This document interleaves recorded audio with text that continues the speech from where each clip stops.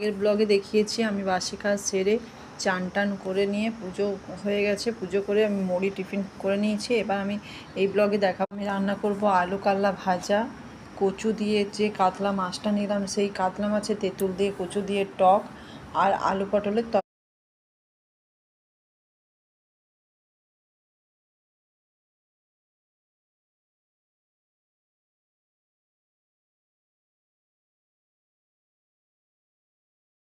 আমি এখানে সব কিছু কেটে বেটে নিয়েছি, এখানে মশলাও কেটে নিয়েছি। এই পটল ভাজাগুলো আমি আমার মেয়ের জন্য করব, কারণ ও পটলের সবজি খায় না।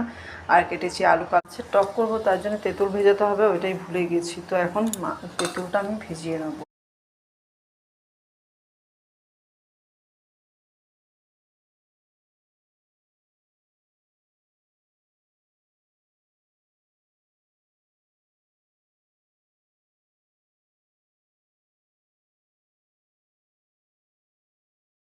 একটু কনফিউশনে পড়ে গেছিলাম যে মাছের টকটা আগে বসাবো না পটলের তরকারিটা।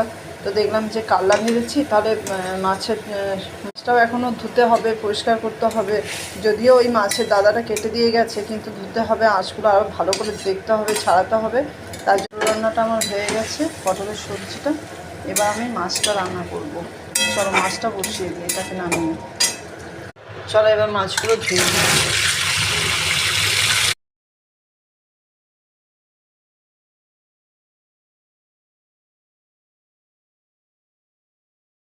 মাছটা আমার ধোয়া হয়ে গেছে, এবার আমি নুন হলুদটা মাখিয়ে নিচ্ছি।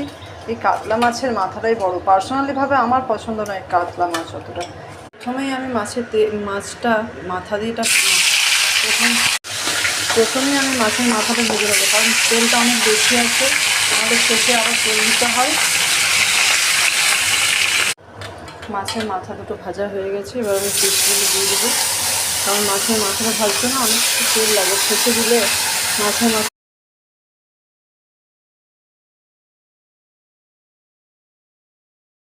মাছগুলো সব ভাজা হয়ে গেছে। আর এখানে আমি মাছের টকটা বসানোর জন্য মশলা কষাচ্ছি।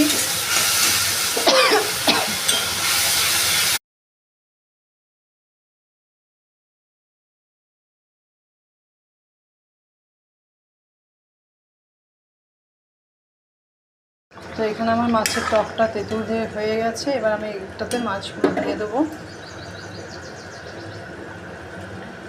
আমি ভাজা খাওয়ার জন্য রেখে দিলাম, আর সব কাজ তো দেখানো সম্ভব নয় ভিডিওতে।